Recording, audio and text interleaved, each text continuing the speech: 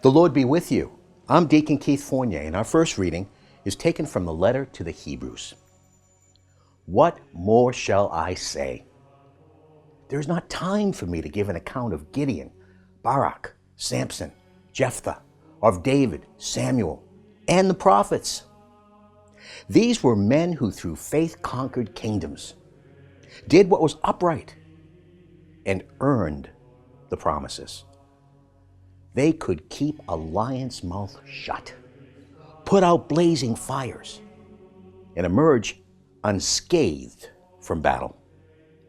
They were weak people who were given strength to be brave in war and drive back foreign invaders. Some returned to their wives from the dead by resurrection, and others submitted to torture, refusing release so that they would rise again to a better life. Some had to bear being pilloried and flogged, or even chained up in prison. They were stoned or sawn in half, or killed by the sword. They were homeless and wore only the skins of sheep and goats. They were in want and hardship and maltreated. They were too good for the world, and they wandered in deserts and mountains and in caves and ravines. These all won acknowledgement through their faith, but they did not receive what was promised, since God had made provision for us to have something better, and they were not to reach perfection except with us. And our response is taken from Psalm 31. Safe in your presence you hide them, far from human plotting, shielding them in your tent, far from contentious tongues. Blessed be Yahweh, who works for me miracles of his faithful love in a fortified city. In a state of terror I cried, I have been cut off from your sight. Yet you heard my plea for help when I cried out to you. Love Yahweh, all his faithful. Yahweh protects his loyal servants, but he repays the arrogant with interest. Be brave, take heart, all who put your hope in Yahweh. A reading from the Holy Gospel according to St. Mark. They reached the territory of the Gerasenes on the other side of the lake, and when he disembarked, a man with an unclean spirit at once came out from the tombs towards Jesus. The man lived in the tombs, and no one could secure him anymore, even with a chain, because he had often been secured with fetters and chains, but had snapped the chains and broken the fetters, and no one had the strength to control him. All night and all day, among the tombs and in the mountains, he would howl and gash himself with stones.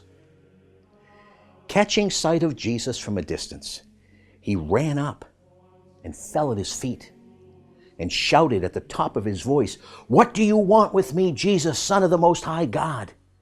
In God's name, do not torture me. For Jesus had been saying to him, Come out of the man, unclean spirit. Then he asked, What is your name?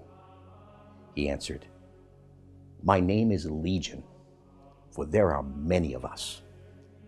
And he begged him earnestly not to send them out of the district.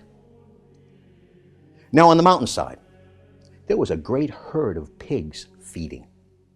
And the unclean spirits begged him, Send us to the pigs. Let us go into them. So he gave them leave. And with that, the unclean spirits came out and went into the pigs.